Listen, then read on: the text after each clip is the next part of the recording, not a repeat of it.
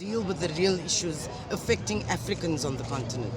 What are these issues? Well, first, Africa is least responsible for the climate crisis. Our emissions are about 4% globally. Yet, the worst impacts of climate change is being felt on the African continent. We know about the droughts and people are hungry. There's no food security because of droughts in Africa. We know that we've experienced unbelievable flooding, extreme weather events, but also, slow onset of the climate impacts that will impact us forever. It will affect food, water, our farming, our livelihoods. We lose our homes in big extreme weather events. So we're feeling the impacts the most. And the most fundamental climate injustice is exactly that we're least responsible, but we're bearing the heaviest burden of climate impacts. And then, in addition to that, those who are responsible are not providing the support and the funding to those who are suffering the impacts of climate change. So northern governments have made all kinds of commitments to be financed. They've never delivered. Right now, there's no money to address what we call losses and damages due to the climate impacts. So certainly, these are the kinds of issues that should be addressed at the summit. How much can we get to support Africans so that they can firstly adapt to climate change, and secondly that we actually have support when people suffer from the impacts of climate change.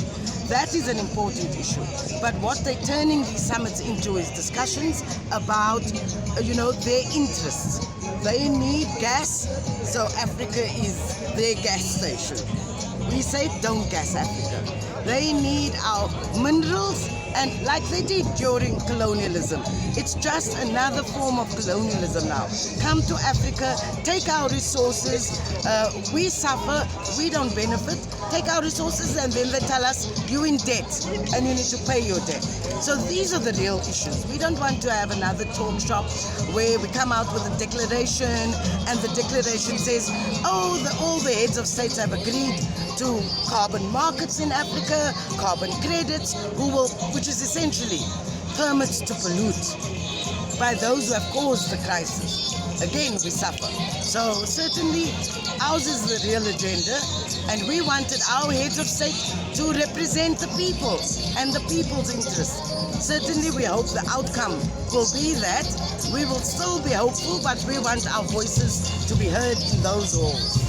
Okay, one might ask that, don't you fear that the boycott, or rather the demonstration, will taint the reputation of Kenya? Because there are many heads of state No, I think, heads of states must understand that people's voices need to be heard. That's democracy. And so we can have all voices. They can have their voices heard. I hope they will hear our voices there. And that should be good for the reputation of Kenya. We're vibrant societies. We can express ourselves. When we're disappointed with our leaders, we should be able to say that. And so certainly, I think it just strengthens processes like this when our voices should be heard. We hope they hear it, and their voices must represent our voices. Thank you. Thank you so much. I'll have your contact so that we share the link, and then we can take a photo.